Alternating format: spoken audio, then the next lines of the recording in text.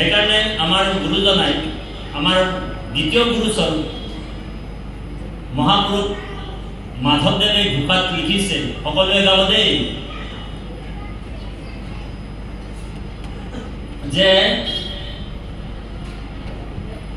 আদি হয়ত যুগে, সকলোৱে গাব, আদি হয়ত যুগে বুদ্ধ ধৰ্ম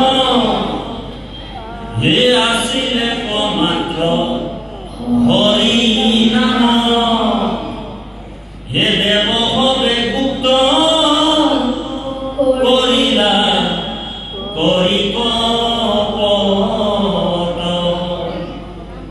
হেন হৰিৰ নাম ব্যক্ত কৰি এ সমস্ত লোকক উদ্ধাৰিলা, শ্ৰীমন্ত শংকৰে ভাঙিলা সবাৰো পদ।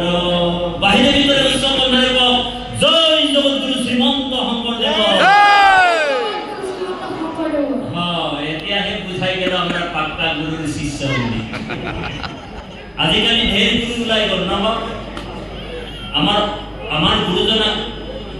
আমাৰ গুৰুজনাক ঘাটিবৰ কাৰণে ঢেৰ গুৰু ওলাই গল, পশ্চিমীয়াৰ পৰা আহি গল, ঢেৰ গুৰু আহি গল।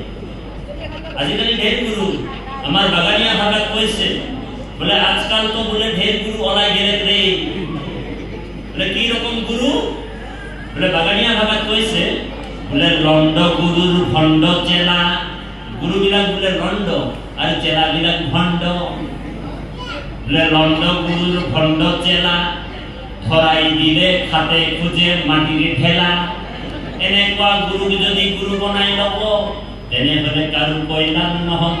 ও হৰি ও ৰাম, কল্যাণ হ'ব নেকি? তেনেকুৱা গুৰুক যদি আশ্ৰয় কৰিছে কোনোবা, আমাৰ ককাই ভাই সকলে আমাৰ গুৰুজনাক চিনি পোৱা নাই, বৰ দুখৰ বিষয়, এইটো বহুত দুখৰ বিষয়। লক্ষ্মীনাথ বেজবৰুৱাই কৈছে মোক গুৰু লাগে, মই এজন শিক্ষিত যুৱক, বোলে মোৰ গুৰু শংকৰ গুৰু বোলে গৃহতে আছিলে, অন্ধৰাই নেদেখিলো। আমাৰ পৰম গুৰুকে দেখি মানুহবিলাকে অন্য গুৰুক আশ্ৰয় কৰিব লৈছে। সেইকাৰণে মাধৱদেৱে আকৌ ভোকাত লিখিছে, শংকৰে হে উদমত শাস্ত্ৰৰ তত্ত্বত ভেদি প্ৰচাৰিলা কৃষ্ণৰ ভগতি, তাংক এৰি কি কাৰণে আনন্দ উদয় গুৰু তিনুলোক মহামূঢ় মতি। হয় না বাৰু? বোলে আপুনি বিষয় গুৰু মানে, মাধৱদেৱে ভক্তি ৰত্নাৱলী গ্ৰন্থত কৈছে বোলে আপুনি বিষয় গুৰু মানে, তাৰ উপদেশেইটো বিষ্ণু কোন জানে, যেন অন্ধৰায়ে অন্ধৰাক পন্থ দেয়, অৱশ্যে পৰিবে দুই গতৰ ভিতৰে, যেন অন্ধৰায়ে অন্ধৰাক পন্থ দেই অৱশ্যে পৰিবে দুই গতৰ ভিতৰে। গতিকে গুৰুজনাই আমাৰ গুৰুজনাই স্ত্রী ক্ষুদ্র অন্তজাতি তরুণ ভগতি ভান্ডার দ্বারা হব চুরি, মুকুতি করিলি উদাহ, এক হরণ হরির নাম ধর্ম রাজা কোন করুম। ভগতি ভান্ডার, ভান্ডার মানে ভরাও, দ্বারা মানে দোয়ার, সকল কারণে মুকলি করে দিতে। স্ত্রী ক্ষুদ্র অন্তজাতি তরুণ, ভক্তির জাতি আর অজাতি বিশাল নাই বলি করেছে। নাহি ভক্তির জাতি অজাতি বিশাল, কৃষ্ণ ভক্তি সমস্তরে অধিকার।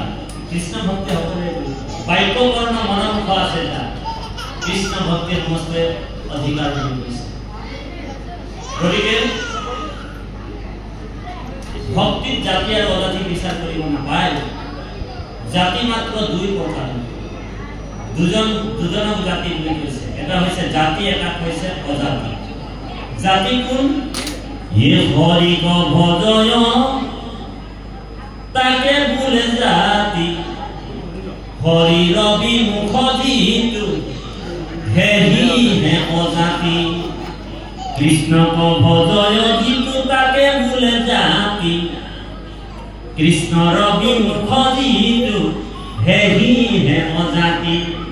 জাতি কাক বুলি কৈছে বোলে সন্ত মহন্ত গোসাঁই ব্ৰাহ্মণ হে সকলক জাতি কৈছে নেকি বোলে নাই কোৱা বৰা শইকীয়া